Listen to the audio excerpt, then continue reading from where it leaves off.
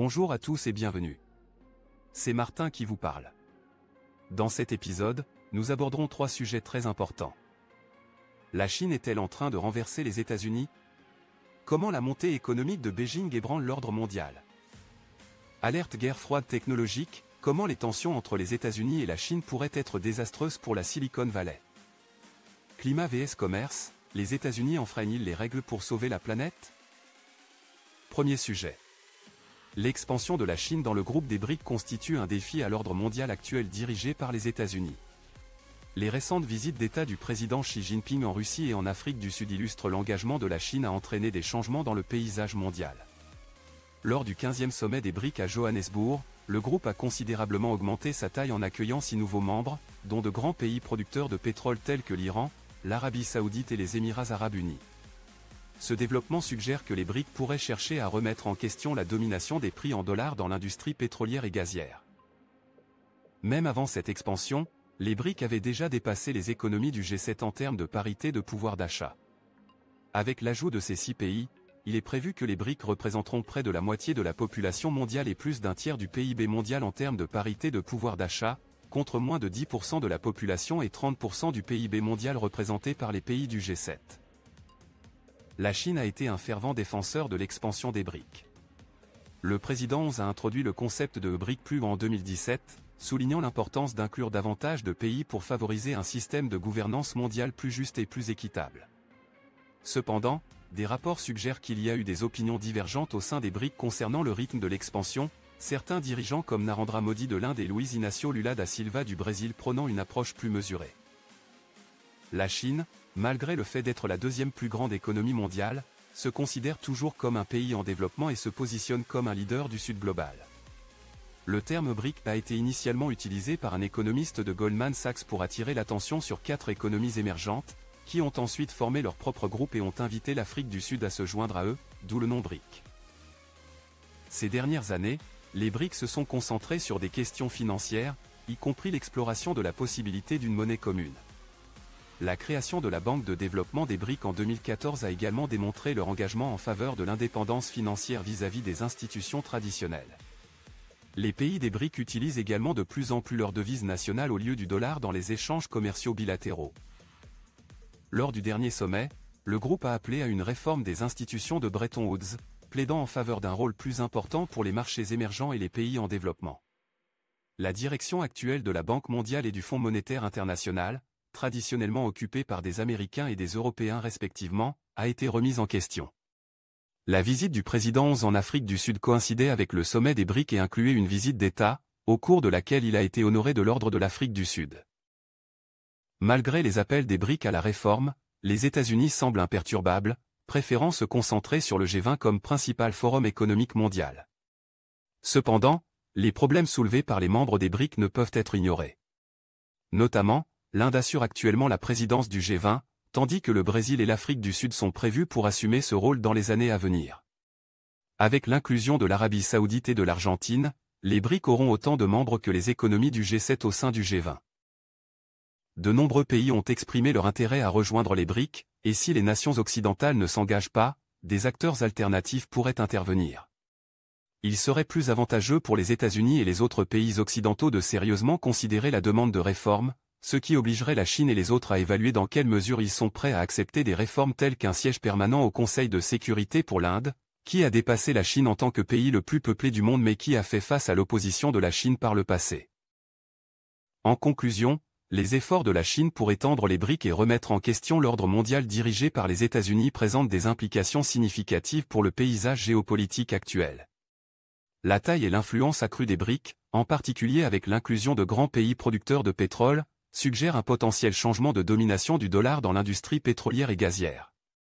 L'accent mis par les BRICS sur l'indépendance financière et la réforme met en évidence un désir de système plus inclusif accordant aux marchés émergents et aux pays en développement un rôle plus important. Il est essentiel que les États-Unis et les autres pays occidentaux prennent ces demandes au sérieux et s'engagent dans des discussions de réformes significatives. Cependant, la responsabilité incombe également à la Chine et aux autres de démontrer leur volonté d'accepter des changements substantiels. Que pensez-vous de ces développements? Veuillez partager vos opinions dans la section des commentaires. Sujet numéro 2. Alerte de guerre froide technologique, comment les tensions entre les États-Unis et la Chine pourraient être désastreuses pour la Silicon Valley. Les limites actuelles sur les investissements dans les technologies avancées entre les États-Unis et la Chine inquiètent les investisseurs et les startups américaines. Ces contraintes contribuent à une baisse des accords entre les petites et moyennes entreprises des deux premières économies mondiales, aggravant l'impact du manque de financement. Selon Gary Dugan, directeur des investissements chez Dalma Capital basé aux Émirats arabes unis, les tensions commerciales entre les États-Unis et la Chine sont une préoccupation majeure pour les investisseurs américains. Après la dernière élection présidentielle américaine, les investisseurs espéraient une approche moins confrontationnelle des problèmes commerciaux. Cependant, cette attente n'a pas été comblée, ce qui entraîne une plus grande incertitude. Le 2 août, le président Joe Biden a signé un décret imposant des restrictions sur les investissements des sociétés de capital risque, des sociétés de capital investissement et des coentreprises américaines dans l'intelligence artificielle, l'informatique quantique et les semi-conducteurs chinois. Ce décret s'ajoute à un précédent décret de l'ancien président Donald Trump et fait partie de la stratégie de l'administration Biden pour contrer l'influence croissante de la Chine et aborder les préoccupations concernant les violations des droits de l'homme, les pratiques commerciales et les ambitions technologiques du pays. La Chine a réagi à ces restrictions par des critiques, des inquiétudes et des mesures de rétorsion. Pékin a imposé des sanctions à certains individus et entités américains, a interdit à des sociétés américaines comme Micron Technology de fonctionner en Chine et a ouvert une enquête sur des pratiques antitrust de plusieurs entreprises technologiques américaines. Pour compliquer davantage les choses, la fuite des capitaux hors de Chine a été limitée par l'imposition de contrôles d'échange, rendant plus difficile pour les investisseurs chinois de financer des startups américaines. Le manque de clarté concernant les relations commerciales futures entre les États-Unis et la Chine est une préoccupation croissante. Les restrictions sur le transfert de technologies et la circulation des produits et services restent floues et sujettes à plusieurs interprétations, ce qui rend difficile pour les investisseurs de prédire et de naviguer dans les tensions politiques entre les deux pays. Les investisseurs américains ont été attirés par le secteur technologique chinois, considérant la Chine comme la deuxième économie mondiale et un marché lucratif pour les technologies émergentes telles que l'intelligence artificielle, l'informatique quantique et la biotechnologie. Cependant, les restrictions imposées par le président Biden limitent l'accès des investisseurs américains à l'industrie technologique chinoise. En réponse, les mesures de rétorsion de Pékin empêchent les entreprises américaines de rechercher des investissements chinois ou de s'introduire en bourse sur les marchés boursiers chinois par crainte de sanctions potentielles ou de radiation par le gouvernement américain. En conséquence de ces contraintes, le financement par capital risque pour les startups en Chine a considérablement diminué. De janvier à avril, les financements par capital risque ont baissé de 44,8% par rapport à la même période l'année dernière.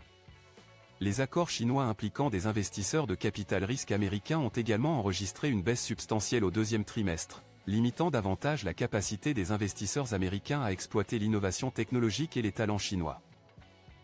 Bien que les préoccupations concernant le contrôle réglementaire, le ralentissement économique et les tensions géopolitiques contribuent à un sentiment de prudence chez les investisseurs envers la Chine, la concurrence d'autres marchés mondiaux est également un facteur. Des pays tels que l'Inde, le Vietnam, le Japon et la Russie offrent des conditions concurrentielles et sont considérés comme des alternatives viables pour les investissements. L'Inde, en particulier, est perçue comme un rival stratégique de la Chine, notamment dans le contexte des différends territoriaux et des préoccupations concernant l'initiative Belt and Road de la Chine. Le Japon partage une histoire d'antagonisme et de méfiance envers la Chine et a renforcé sa coopération sécuritaire avec les États-Unis et d'autres alliés pour contrer l'influence croissante de la Chine. La Russie, tout en collaborant avec la Chine sur diverses questions, a également des intérêts et des préoccupations contradictoires qui peuvent tendre leurs relations. Les experts estiment que le décret du président Biden et les mesures de rétorsion de la Chine reflètent la rivalité, la concurrence et les divergences croissantes entre les deux nations sur diverses questions. Cette tension croissante est susceptible de façonner l'avenir du paysage mondial des startups. Qu'en pensez-vous de la suspension des technologies entre les États-Unis et la Chine et de son impact sur les investissements et les startups? Veuillez partager vos opinions dans les commentaires. Thème numéro 3. Climat vs commerce, les États-Unis enfreignent-ils les règles pour sauver la planète? Les États-Unis ont mis en place la loi de réduction de l'inflation 2022, une loi climatique majeure visant à lutter contre le changement climatique en allouant des dépenses gouvernementales substantielles et en favorisant les investissements privés. Cependant, ces politiques, notamment la promotion des industries nationales d'énergie propre par le biais de subventions, semblent violer les règles du commerce international. Bien que ces règles ne soient peut-être pas adaptées pour faire face à la crise climatique, les ignorer complètement pourrait avoir des conséquences négatives sur la croissance économique et le progrès climatique. Les États-Unis ont historiquement joué un rôle clé dans la création des règles du commerce international, notamment par leur proposition de l'accord général sur les tarifs douaniers et le commerce, GATT, et la création de l'Organisation mondiale du commerce, OMC. Certaines dispositions de la loi de réduction de l'inflation violant clairement les règles de l'OMC, telles que l'exigence qu'une partie importante des pièces de véhicules électriques soit produite en Amérique du Nord. Cependant, les États-Unis ont choisi de donner la priorité à l'adoption d'une législation fédérale sur le climat, y compris ces mesures protectionnistes, afin de respecter leurs engagements climatiques. Plutôt que de reconnaître les violations et de chercher pardon, les dirigeants américains ont défendu ces mesures, arguant qu'elles bénéficieront à d'autres pays en encourageant les technologies d'énergie propre et en réduisant les coûts. Bien que cet argument ait du mérite, il soulève des inquiétudes quant à la montée potentielle de politiques protectionnistes d'autres pays et à l'entrave des flux transfrontaliers de technologies, de connaissances et de financements nécessaires pour faire face au changement climatique. La contradiction de la loi de réduction de l'inflation réside dans son engagement à réduire les émissions mondiales de gaz à effet de serre grâce à la diffusion technologique, tout en mettant en place des subventions nationales qui peuvent entraîner des barrières commerciales. Les avantages immédiats de ces subventions profiteront à l'économie américaine, tandis que d'autres pays pourraient répondre par leurs propres mesures protectionnistes. Le commerce international a joué un rôle crucial dans le progrès économique mondial, et la croissance du protectionnisme pourrait entraver ce progrès. Il est donc crucial de trouver un équilibre qui soutienne à la fois une faible barrière commerciale et des politiques industrielles vertes. Pour répondre à ces préoccupations et moderniser le commerce international, des réformes des règles mondiales existantes sont nécessaires. L'Organisation mondiale du commerce a besoin d'un nouveau consensus de travail et du soutien des grandes puissances pour rester pertinente. Les États-Unis peuvent adopter une approche proactive en lançant un processus de développement de réformes équitables. Ils pourraient commencer par un sommet mondial pour discuter des changements nécessaires et montrer leur leadership dans la réforme des règles du commerce mondial. Bien que la réécriture complète des règles de l'OMC soit un processus long, l'ajout de clauses aux accords existants pourrait être une approche plus réalisable. Ces clauses devraient reconnaître de manière transparente la nécessité pour les gouvernements de développer les industries nationales émergentes pour des réductions rapides des émissions, la sécurité énergétique et le soutien aux économies vulnérables. Des lignes directrices claires sur l'utilisation appropriée des subventions vertes, des tarifs carbone aux frontières, des contrôles à l'exportation et à l'importation, et de la coordination des chaînes d'approvisionnement peuvent également être établies. Par exemple, les exigences de sourcing national des subventions pourraient être limitées aux technologies propres innovantes nécessitant un soutien public pour leur commercialisation. De plus, une liste explicite de technologies propres dans les domaines de l'énergie, du transport et de l'industrie pouvant être échangées avec des droits de douane réduits ou minimaux pourrait être élaborée. Il est essentiel de gérer ces outils commerciaux avec précaution pour éviter que les tensions n'escaladent. Étant donné que les États-Unis ont déjà mis en place ces règles, ils doivent également reconnaître que d'autres pays peuvent adopter des approches similaires. Cela pourrait conduire à une nouvelle compréhension, semblable à une règle d'or kantienne pour le commerce. En résumé, la mise en œuvre de la loi de réduction de l'inflation par les États-Unis suscite des préoccupations quant à son respect des règles du commerce international. Cependant, cette situation offre l'opportunité de moderniser le commerce mondial en considérant les récentes lois comme des étapes vers un régime commercial international révisé qui s'aligne sur les objectifs climatiques mondiaux. En abordant ces préoccupations et en s'engageant dans le dialogue, les pays peuvent travailler vers un système commercial international qui soutient à la fois la croissance économique et l'action climatique. Les points de vue de l'audience sur ce sujet sont encouragés, et ils sont invités à partager leurs opinions dans les commentaires.